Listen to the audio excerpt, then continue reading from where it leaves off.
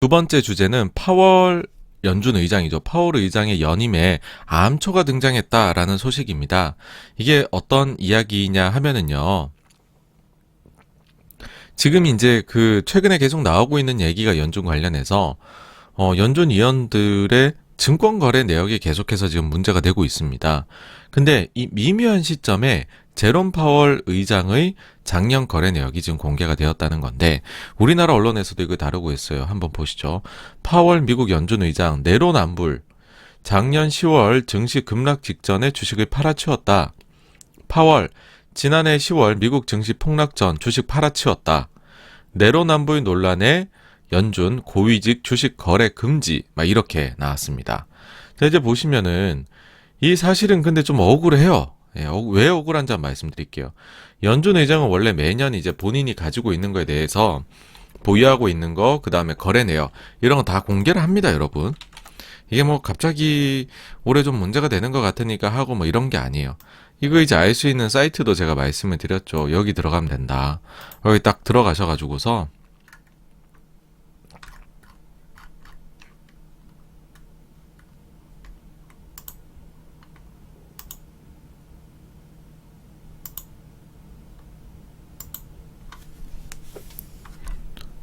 네, 이게 파월 의장 검색을 여러분들이 해보실 수가 있는데요.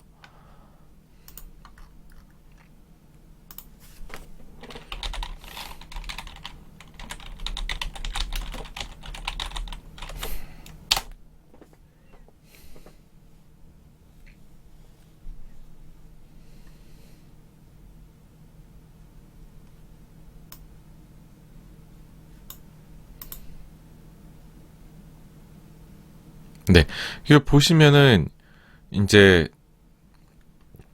이 제일 최근에 게 이건 거죠. 그 다음 2020, 2019 뭐 이렇게 돼 있습니다. 그래서 요거를 이제 자료를 보시면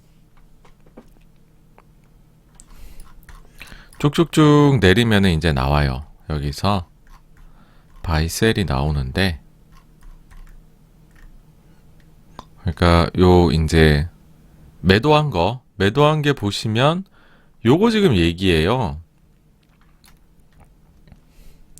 ETF인데 또 우리나라에서 뭐 언론에서는 정확한 숫자까지 제시를 했던데 정확한 숫자 안 나옵니다. 여기 보시면은 이거를 이제 범위로 제시를 해줘요. 얼마였는지. 근데 날짜는 이제 요때였다. 요 두 번에 걸쳐 갖고 지금 매도가 있는데 요건 금액이 너무 작고 요것도 뭐 금액이 좀 크다라고도 할 수 있는데 근데 사실 이게 뭐 최대로 해가지고 500만 불이었다라고 하더라도 파월 의장이 돈이 500만 불 가지고 인생이 달라지실 분은 아닌데 돈이 많거든요. 재산이 원래부터 이제 금융계에 있었으니까는 재산이 많은데 요런 거 보십시오. 지금 밸류의 범위가 얼마인지. 근데 이제 저 500만 불 그것도 맥스가 500만 불인데 저걸 가지고서 지금 뭐라고 하는 거거든요. 근데 10월 달에 보시면 저 때가 좀 조정을 받을 때기는 했었어요. 미국 증시가. 그러니까는 그때는 이제 파월 의장도 통화 정책이 할 일은 다 했다. 재정 정책이 좀 도와달라. 근데 재정이 보니까 선거 앞두고서 뭐 별거 안 하고 있다는 거죠. 그래가지고서 이제 막, 야, 이거 뭐 문호신도 만나고 트럼프한테도 얘기했는데 안 되는 거 아니냐. 막 이런 우려들이 좀 있었던 시기기는 하죠. 근데 또 막 산 것도 많아요, 사실. 근데 이제 뭐 샀던 거는 모르겠고 어쨌든 10월 달에 찾아보니까 그러니까 제가 볼 때는 무조건 파월에 뭔가 약점을 잡고 싶었던 것 같아요. 왜 그런 생각이냐면 그리고 파월이 왜 아예 좀 억울할 수도 있겠다라고 생각을 하냐면 그 전년도에 그럼 어땠는지 저희가 보면 경향성이란 게 보이는 거잖아요. 사람이 보시면은 원래 좀 사고 파시는 분이에요. 원래 ETF 가지고서 좀 사고 파세요. 그럼 뭐 재작년만 그랬냐? 아니죠. 그 전에도 보시면은 좀 사고 파십니다. 이렇게 어떻게 보면요. 작년에 매매를 덜 했어요. 근데 그전에는 이게 이슈가 안 되다가 왜 요번 게 이슈가 되냐라는 게 저 개인적인 생각입니다. 예. 그래서 여기 조금 미묘하다 뭔가. 그러니까 이제 여기 적어놨죠. 좀 억울한 측면이 있는데 좀 원래 매매를 좀 하는데 왜 요번 거 이렇게까지 문제를 삼을까? 예.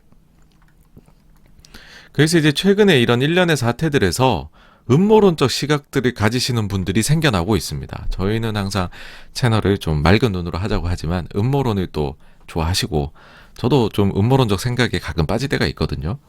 근데 이게 보시면은 원래는 이런 얘기들을 했었죠. 9월 초에 미국 노동절이 있었죠. 그때 부근의 파월 의장이 재선임이 될 것이다. 라는 썰이 파다 있었다라는 겁니다. 그러니까 여기 이제 그 블룸버그에서 8월 말에 나왔던 기사가 이제 그 노동절 부근해 가지고서 재선임이 되지 않겠느냐. 특히 이제 제닛 옐런 재무부 장관도 지지하고 있다. 했는데 마침 딱 그 시기입니다. 딱 그 시기에 지금 연준에 있는 카플란, 로젠그렌 이런 위원들의 증권거래 문제가 도마에 오릅니다. 그러면서 이분들이 당장 당장 이거를 다 매도하기로 결정을 했고 그달 안으로 그리고 물러나기로까지 결정을 했죠. 근데 이런 식으로 우리로 보면 어떻게 보면은 이제 미국판 LH 공사 사태가 벌어졌다 뭐 이렇게도 비유를 해볼 수가 있습니다. 그러니까는 그 기관 내에서 윤리적인 문제가 크게 대두가 된 거죠. 근데 그때 마침이 그 기관의 기관장을 재선임해야 되는 시기인 거죠. 그래서 원래 같으면 이런 윤리 문제만 대두되지 않았으면 당장에 그냥 재지명이 되고 끝났을 거지 않나라고 생각을 해요. 근데 지금 윤리 문제가 대두가 되니까는 아니 그 윤리적으로 문제가 있는 기관에 그 문제를 제대로 해결하지 못한 기관장을 우리가 다시 지명하는 게 말이 되느냐라는 것이 아마 지금 이슈가 된 것이 아닌가 싶습니다. 그리고 그 사이에 굉장히 강성이죠. 엘리자베스 워런 민주당 상원의원은 지금 연준의 위원들하고 파월에 대해 가지고서 원색적인 비난을 쏟아내고 있습니다. 가령 최근에 파월에 대해 가지고서 당신은 위험한 사람이다. 그리고 당신은 리더로서 실패했다라고 이야기를 했습니다. 네, 기분이 많이 나쁘겠죠, 그렇죠? 근데 어쨌든 이런 원색적 비난을 지금 쏟아내고 있는 상황이다라는 거고 여기서 이제 어떻게 보면 활용 정점이 파월인 건데 파월이 그동안에는 공개했었던 주식 매매 내역 아무도 문제 삼지 않다가 이번에 거 그전에 거하고 별로 차이도 없고 오히려 매매도 좀 덜한 것 같은데 여기에 대해서 이제 흠이 잡히기 시작했다는 거고 뭐 어쨌든 바이든 대통령 입장에선 좀 부담스러울 것 같다는 생각은 들어요. 예. 참고로 여러분들 보시면 과거의 연준 의장은 보통 9월에서 10월에 선임이 됩니다. 근데 트럼프 때가 좀 늦게 됐었죠. 마지막까지 트럼프가 좀 쟀었죠. 나에게 더 충성할 사람이 누구야? 제니 델러는 아닌 것 같고 제롬 파월이네 했지만 이제 그러면서 이제 이게 늦어졌는데 그때 11월 3일인가? 그때 결정이 내려져요. 이게 늦었다고 할 때거든요. 근데 여러분 보시면 벌써 이제 10월 23일이고 사실 주말이니까 23, 24 지나면 당장 다음 주 월요일에도 25일이에요. 그러니까 꽤나 지금 늦어지고 있다는 거죠. 여전히 파월 의장 연임 가능성이 제일 높습니다, 여러분. 실제 베팅 사이트에서도 제일 높아요. 근데 이렇게 있다가 이렇게 내려왔어요, 지금 파월이. 2위와 격차 굉장히 많이 났거든요. 근데 이렇게 내려왔고 2위가 이렇게 좀 떡상을 했죠. 그래도 여전히 뭐 파월 연임이 지금 시장에선 가장 기본 시나리오로 보고 있습니다. 근데 사실 이러면은 도대체 무슨 영향이 있길래 아니 무슨 연준 의장 결정되고 하는 거 왜 이렇게 보시냐라고 하는 건데 일단은 뭐 시장도 그렇게 생각하고 저도 그렇게 생각하는 게 파월 의장이 금융시장 입장에서는 가장 좋은 선택지입니다. 왜냐하면 금융시장이 불확실성을 되게 싫어하거든요. 갑자기 사람이 바뀐다. 특별한 이유 없이. 근데 파월이 어떤 사람이었냐 보면은 금융시장한테 좋게 했거든요. 굉장한 비둘기파였고 더 없는 비둘기파였고 돈 푸는데 진심이었다는 거죠. 그러니까 야 이렇게까지 돈 풀어주는 애 잘 없는데 또 다른 애로 바뀌면 이거 괜찮을까? 할 수가 있는 거죠. 시장 일각에서는 이제 라엘 브레이나드가 역시나 비둘기파이기 때문에 좋다. 오히려 더 비둘기일 수도 있다라는 얘기를 하지만 조금 저는 생각이 다른 게 이제 이게 아카데믹하게 이야기하는 거하고 현실에서 해보는 거의 차이가 있어요. 그러니까는 브레이나드 같은 경우에도 뭐 그런 이야기를 하기는 하죠. 뭐 그다음에 위원으로 참여는 하고 있죠. 근데 실제로 연준의 수장으로서 이걸 이끌면서 온갖 헤드윈드를 맞으면서 나는 비둘기야 라는 걸 끝까지 밀어붙여 본 사람, 그 레코드가 쌓여 있어서 시장의 신뢰를 득한 사람하고 그렇지 않은 사람하고의 차이는 있는 거죠. 그리고 솔직히 말씀드려서 지금 더 비둘기이기도 어려워요. 파월보다. 그러려면 당장에 지금 테이퍼링 안 합니다라고까지 얘기해야 되지만은 테이퍼링에 대해 가지고서는 지금 브레인하드도 연준 위원 중에 하나이고 그래서 회의록이나 이런 데 다 영향력 끼치고 있잖아요. 근데 거기서 테이퍼링 반대하는 걸로 안 보이거든요. 그러면은 아니라는 거죠. 더 비둘기는. 그래서 더 비둘기다라고 볼 수 있는 그런 근거들은 제가 볼 땐 없는 것 같다. 그래서 파월보다 좋은 선택지는 없다. 파월이 만약 바뀌게 된다라고 하면은 금융시장에는 꽤나 충격이 있을 수도 있다라는 거고, 이게 이제 과거에 연준 의장 교체기, 제가 이제 지난 7월 달에 만들었었던 그 자료를 가지고 다시 한번 말씀드릴게요. 요거 사실 이제 저희 영상에 올라가 있습니다.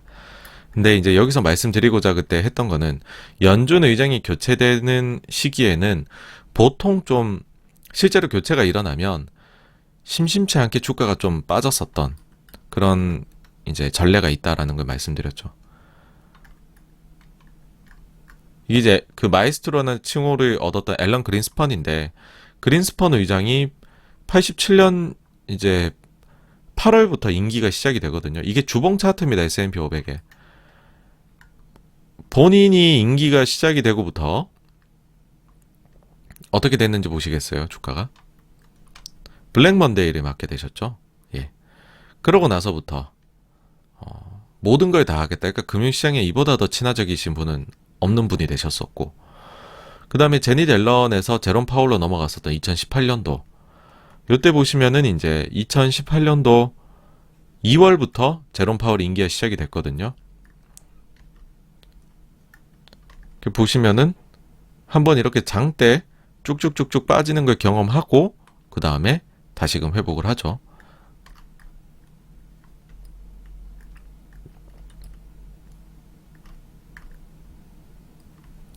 그 다음에 이제 그 벤 버냉키 의장 같은 경우에 2006년도 2월에 시작을 합니다. 큰일 없이 넘어갔었어요. 근데 그렇다고 별로 그렇게 이 당시에 그렇게 오른 거는 없었죠. 예. 근데 이제 그런 게 있는 게, 버냉키 때는 그래도 요거는 굉장히 순조롭게 넘어갔죠. 그 다음에 제닛 앨런이 있는데, 앨런 같은 경우에 2014년 2월 달에 임기 시작인데, 요때도 보시면은 상당히 순조롭게 진행을 합니다. 제가 그때 말씀드렸던 이 차이가 있어요. 그린스펀 파월 때는 빠졌는데 버냉키 앨런은 잘 넘어갔었다라는 거죠. 왜 그랬었냐면 이 둘은 어마어마하게 본인들이 비둘기임을 이미 온 천하가 알고 있었던 사람이었고, 나머지 두 사람은 그렇지 않았던 차이가 있다라는 거죠. 그럼 도대체 얼마나 본인들이 비둘기임을 알렸느냐라고 하면, 벤 버냉키는 사실은 거의 뭐 장기 불황에 대해서 방망이 깎는 노인처럼 장기 불황만을 평생을 연구했던 사람입니다. 그 논문 자료가 너무나 많아요. 그리고 이거를 돈을 굉장히 많이 무책임할 정도로 풀어야 된다라는 생각을 가지고 계셨던 분이에요. 그러니까는 버냉키가 됐을 때 이 사람 돈 푸는데 진심이야. 그 다음 제닛 앨런 같은 경우에는 이 발언이 있습니다. 뭐냐 하면은 우리가 이제 그 물가라는 거하고 고용이라는 두 가지 중에서 뭐가 더 중요하냐. 그게 이제 95년도에 그 충돌을 하거든요. 그때 당시에 때때로 고용을 위해 가지고서 인플레가 목표치를 초과하도록 내버려 두는 것이 인도적인 정책입니다. 라고 이야기를 해요. 인도적이다. 그래서 중앙은행장 중에서 휴머니스트가 나타났다라고도 사람들이 얘기를 했었어요. 근데 이때 당시에는 고용이 문제였다는 거죠. 그래서 고용지표가 완전 회복하기 전까지는 돈을 풀겠네. 와, 엄청나게 비둘기네. 그게 인정이 됐었죠. 근데 제가 볼 때 브레인하드가 그 정도로 인정을 뭔가를 받을 만한 걸 한 건 없거든요. 그래서 바뀌게 된다면 그게 좋은 선택은 전 절대 아닐 거다라는 생각입니다. 근데 이제 제가 이거를 요 정도 내용이면 한 꼭지로 안 뺐겠죠. 지금 계속 이제 음모론이 나오게 되는 계기들이 뭐가 있냐면, 바이든 대통령이 취임한 이후에 이런 썰들이 있었습니다. 연준 내에 있는 공화당원들을 이번에 지금 블루웨이브로 민주당이 대통령 상원하원 다 먹었잖아요. 이 기회에 연준 내에 있는 공화당원들을 다 내치자. 그리고 바이든 대통령 지금 뭐 까딱하면 MMT까지도 얘기를 원래는 했었던 그런, 지금 민주당 쪽은 원래 그런 취지였잖아요. 그러다 보니까는 아니, 그런 이제 굉장히 비리기적인 정책을 하려면 연준에 매들이 있으면 안 되겠다. 매들을 내치자. 아, 이런 지금 성향을 가지고 있느냐? 있는 거 아니야? 라는 이제 의구심들이 있었죠. 근데 실제 이게 좀 생겨나고 있어요, 지금. 일단은 왜 공화당을 내치자는 얘기가 나왔느냐라고 하면 지금 의장을 비롯해서요, 상시 투표권을 가지고 있는 연준 위원 중에서 대부분은 공화당 대통령이 임명한 인물이고 공화당원입니다, 실제로. 보시면은요, 상시 투표권 가지고 있는 위원들 보세요. 제롬 파월 의장, 트럼프 때 임명됐고 공화당원이죠. 미셸 보우만, 공화당원이고 트럼프 때 됐습니다. 라일 브레이나드만이 오바마 때 이제 임명이 됐고 민주당원이고요. 리차드 클라리다 트럼프 때 됐고 공화당원입니다. 랜들 콜스 트럼프 때 됐고 공화당원, 크리스토퍼 월러 트럼프 때 됐고 공화당원입니다. 브레이나드 혼자만 민주당원이에요. 그러니까 자꾸 차기 연준 의장으로 한 번씩 이름이 나오는 겁니다. 지금 보시면은요, 클라리다 그 위원 같은 경우에도 최근에 거래 내역이 공개되면서 지금 곤욕을 치르고 있습니다. 그러니까 여기도 지금 물러나라는 압박이 있는 거죠. 그 다음에는 랜들 콜스도 지금 이상한 이슈에 휘말려 있습니다. 뭐냐면 그 연준, 이게 지금 두 가지가 원래는 겸직이 돼 있는 건데, 연준 이사이기도 하면서 이제 일반 이사인 거죠. 그러면서 금융감독 담당 부의장이었어요. 그러니까 연준 부의장이었어요. 근데 요 임기가 요거는 10월까지 해갖고 만료가 됐고, 근데 연준 일반 이사로서의 임기는 32년까지이거든요. 근데 최근에 민주당의 몇몇 강성위원들한테서 랜들 코에스도 원색적 비난받으면서 자리 지키지 말라는 거죠. 너 임기 하나 끝났지 않느냐. 그러면 그 부의장을 하시던 분이 어떻게 그냥 한마디로 보면 부사장 하던 분이 평사원으로 어떻게 당신이 있을 수 있느냐. 나가라. 자리 지키지 말고. 그런 압박 들어오는 거죠. 왜냐? 이러니까요. 트럼프 공화당원. 네. 이게 이제 공화당원은 물러내자는 거고, 그 다음 매들을 물러내자는, 이제 내치자는 말은 어떤 데서 나오냐면, 이게 이제 매년 투표권을 행사하는 지역 연준의 구성이 바뀌어요. 그러니까 상시 투표권을 갖고 계신 분들이 있고, 그 다음 네 자리 이제 지역 연준 위원들이 돌아가면서 하거든요. 지금은 좀 균형이 잡혀 있습니다. 비둘기가 2명이고 매가 2명이에요. 근데 내년에는 이게 바뀌는데, 구성이 어떻게 되냐면은 지역 연준은 중도가 1명, 메스터, 그 다음에 이제 매가 2명, 블라드하고 로젠그렌, 그리고 엄청난 매로 분류가 되는 에스더 조지, 이렇게 4명이거든요. 자, 일단 로젠그렌은 날렸습니다. 그죠? 거래 내역으로. 매가 하나 날라갔어요. 근데 그 뒤에 보시면요, 내후년입니다. 내후년에는 엄청난 비둘기 1명, 카시카리보다 더 비둘기는 없죠. 아, 그래, 카시카리가 있긴 하네요. 닐 카시카리는 이제 제가 볼 때는 여기가 총재가 된다 그러면은 사람들이 파월보다 더 비둘기적인 성향이지 이 사람은, 이라고 할 수 있는 유일한 사람이겠네요. 근데 뭐 어차피 뭐 이름으로 전혀 언급도 안 되고 있으니까는 어쨌든 엄청난 비둘기 1명과 그 다음 또 다른 비둘기 1명, 그리고 중도 1명, 그리고 매가 1명이 들어와요. 이게 로버트 카플란입니다. 요번에 거래 내역 공개되면서 날라갔죠. 낙마했죠. 자, 일단 내년과 내후년에 들어올 매 하나씩 날렸어요. 네. 그것도 이제 내후년이 사실은 더 중요하죠. 지금 내년은 뭐 테이퍼링 하다가 1년 다 갈 거고, 내후년도가 이제 진짜 금리를 몇 번이나 인상을 시킬 거냐, 그 속도에 대해 사람들 관심 많을 건데, 지역 연준 중에 유일하게 매로서 들어오게 될 것 같았던 카플란이 날아간 거죠, 이번에. 그 다음에는 이제 그 최근에 보시면은 리차드 클라리다하고 랜들 콜스도 매파스러운 발언들을 굉장히 쏟아내고 있습니다. 그러다 보니까는 이들에 대해 가지고서도 이건 매에 대한 숙청도 겸으로 해가지고 하는 거 아니냐. 공화당원이기도 하지만. 근데 제가 좀 전에 이제 랜들 콜스 좀 재미난 이슈라고 했잖아요. 요거를 말씀드리면, 부의장 임기는 10월에 끝나는데 일반 위원으로서 총재 임기 32년인데 나는 일반 위원으로서도 아직은 이제 그 임기가 남아있으니 부의장은 끝났지만 난 계속 연준에 있겠다 이거잖아요. 그 얘기를 합니다. 어떤 식으로 표현했냐면, 우리 가족에게는 더 이상 의장이나 부의장이 아니더라도 연준 이사회에서 임기를 다 채우는 전통이 있습니다. 라고 이야기를 합니다. 돌려서. 이게 무슨 말이냐면, 랜들 콜스의 아내가 그 이제 에클스 실수라는 걸로 유명한 그 이제 그 연준의 과거에 의장으로 근무하셨던 에크이스의 증손자입니다.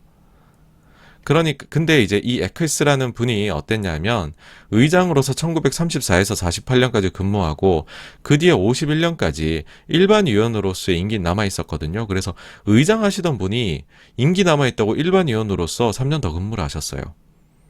사실 이때 이후로 이런 기록을 남기신 분은 없습니다. 제니 앨런이 이럴 뻔했었어요, 사실 여러분. 좀 딴 얘기를 하자면 옐런이 이제 그 재임이 당연히 될 줄 알았는데 안 돼갖고 열받아갖고 좀 더 남아가지고서 원래 일반 위원으로서의 임기 남아 있었거든요. 그래서 좀 알밖에 하지 않겠느냐 했는데 옐런은 물러났죠 그때. 어쨌든 그래서 지금 랜드 코에스의 말인즉슨 뭐냐 하면 나는 남아서 계속 트롤짓 하겠다 이겁니다. 예. 물론 이제 이거는 과격하게 표현을 한 거고 이제 본인의 뜻대로 소신파, 소장파로서 행동하겠다 이렇게 좀 바꿔서 좋은 표현으로 할 수 있겠네요. 근데 이게 좀 아까 전에 강성 위원들의 멘트가 있었다 했잖아요. 왜냐면 이게 좀 그런 게 어떤 거였냐면 엘리자베스 워런입니다. 역시 엘리자베스 워런이 올해 5월 달에 면전에서 랜드 코에스한테 뭐라고 얘기했냐면 만약에 당신이 없었으면 금융 시스템이 좀 더 안전해졌을 것이다 라고 얘기를 했어요. 네. 그러니까는 이제 지난주 수요일입니다. 지난 수요일에 랜드 코에스가 뭐라고 얘기했냐면 정부 재정 정책, 그러니까 추가 재정 정책 이게 딱 꼬집은 거죠. 지금 바이든 정부가 계획하고 있는 추가 인프라 법안. 이거에 따른 이거가 인플레를 굉장히 자극할 수 있는 위험이 있다라는 거를 굉장히 강하게 언급했습니다. 상당히 매파스러웠고요. 그리고 그렇게 되면 금리 인상에 가속도가 붙을 가능성도 있다라고 했습니다. 이게 지금 최근에 금리를 끌어올린 요인 중에 하나라고도 볼 수 있어요. 그래서 제가 볼 때는 민주당이 이번에 블루웨이브 했다고 너무 많은 거를 한 번에 하려고 하다가 너무 욕심내다가 이를 혹시나 그르칠 수도 있는 거 아니냐는 느낌이 좀 쎄하게 든다라는 얘기 드리고 싶고요. 파월 의장은 재선임이 되기 위해서 정말 최선을 다하고 있습니다, 여러분. 뭐냐 하면 그 이제 내부 거래가 문제됐잖아요. 그래서 새로운 윤리 규정을 발표를 했어요. 목요일에. 강화된 이제 규정인데 이거 보시면은 지도부 주식 보유 전면 금지라고 했어요. 이게 뭐냐면 이제 개별 주식 매매는 안 돼요. 연준 위원들. 펀드만 할 수 있습니다. 뮤추얼 펀드. 그리고 매매 45일 전에 사전 통지해야 돼요. 내가 살지, 팔지. 그리고 그거를 사전 승인을 받아야 됩니다. 그리고 한번 사면 최소 1년 이상 보유를 해야 되고요. 이게 정말 활용 정점인데 금융시장에 스트레스가 고조되었을 때에는 매수도 매도도 금지시키겠다는 겁니다. 이 굉장히 자의적인 기준이죠. 금융시장 스트레스 고조라는 건 언제일까요, 여러분? 이 정도로 지금, 그러니까 미국의 어떤 공공기관에서 가지고 있는 윤리 규정보다도 강한 규정을 연준이 발표를 한 거거든요, 이번에. 자, 일단 공은 다시 파월이 바이든에게로 넘겼습니다. 제발 좀 연임시켜주세요로 넘겼어요. 네, 과연 민주당의 선택은 뭐가 될지 지켜봐야 될 것 같고 미국뿐만 아니라 유럽에서도 조금 제가 볼 땐 요거는 쎄한 소식이었어요. 뭐냐면 독일의 중앙은행, 독일은 항상 좀 건전재정 얘기하잖아요. 독일의 중앙은행 총재로서 이제 그 근무를 10년째 해오고 있던 예인스 바이트만 대표적인 매파입니다. 요 분이 갑자기 난 12월까지만 근무하고 물러날래 라고 이번 주에 얘기를 했어요. 이 시기가 좀 미묘한 게 이제 그 유럽판 QE를 할 수 있는 PEPP 종료가 지금 앞두고 있고 그 다음에 독일 선거가 나왔죠. 결과가. 여기에서 이제 그 연정 구성이 어쨌든 그 전에 독일의 이제 메르켈 총리가 이렇게 그 연정을 했을 때에 비해 가지고서는 돈을 좀 더 풀어보는 게 어때? 뭐 오죽하면은 지금 독일의 부채 브레이크도 없애니 만이란 얘기가 나왔을 정도잖아요. 그런 이제 상황이다 보니까는 사실 요 성향이 옌스 바이트만하고 안 맞았을 수도 있겠다는 생각도 해요. 예. 그런데 갑자기 하여튼 물러나겠다라고 했는데 별다른 이유도 밝히지 않고 물러난다고 했습니다. 근데 이게 좀 서프라이즈하게 받아들여졌던 거는 여기는 임기가 8년이에요. 분데스방크는. 근데 이게 연임에 성공해서 무려 2027년까지 여러분 임기가 보장이 되는 분인데 물러나기로 했다는 거죠.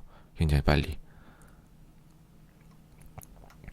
그래서 뭔가 이게 약간은 뭔가 이게 있는 것 같아요. 뭔가 약간의 압박이 있지 않나. 그러면서 바로 이제 차기가 누가 될 거냐 언급이 되는 게 두 사람인데 하나는 현재 부총재. 예. 그 다음에 이제 이사벨 슈나벨이라는 요분은 이제 22에 지금 이사로 들어가 있어요. 요분은 근데 이제 여자분인데 조금 이제 돈 푸는데 그래 좀 이제 비르기적입니다. 그 옌스 바이트만하고 비교해서는. 왜냐면 이런 멘트들 했었죠. 뭐 재정 통화 정책 선제적으로 걷어들여서는 안 된다. 그 다음에 필요하면 추가 부양책을 사용할 수도 있다. 이런 멘트를 했던 분이니까 좀 비둘기적이죠. 거기다 여자분이니까는 요 분이 가능성이 제가 볼 땐 제일 높지 않을까라는 개인적인 생각을 합니다. 근데 어쨌든 지금 전방위적으로 각국의 주요 중앙은행들에서 매들이 나쁘게 말하면 숙청을 당하고 있다. 근데 요게 이제 그 뭔가 모르겠어요. 이게 사실은 중앙은행은 정치권하고 긴밀하게 연계될 수밖에 없는 곳인데 그런 쪽에서 지금 원하는 것들이 이런 식으로 조금 표현이 되고 있나? 라는 생각도 들어요. 그래서 그 매파적인 시각을 가지고 있는 지금 연준의 관계자들은 전방위적 압박에 지금 시달리고 있다는 거 제가 볼 땐 그렇습니다. 개인적인 생각입니다. 뇌피셜입니다. 예, 그런 느낌이 보이네요. 그래서 어쨌든 결론적으로 말씀드리면 파월이 연임이 되는 게 제일 좋다. 그게 너무 뉴스가 안 나오고 있다. 혹시나 다른 사람으로 나오게 된다면 여러분들이 조금은 걱정스럽게 보셔야 된다. 예, 라는 것까지 말씀드리고요. 다음으로 넘어가겠습니다.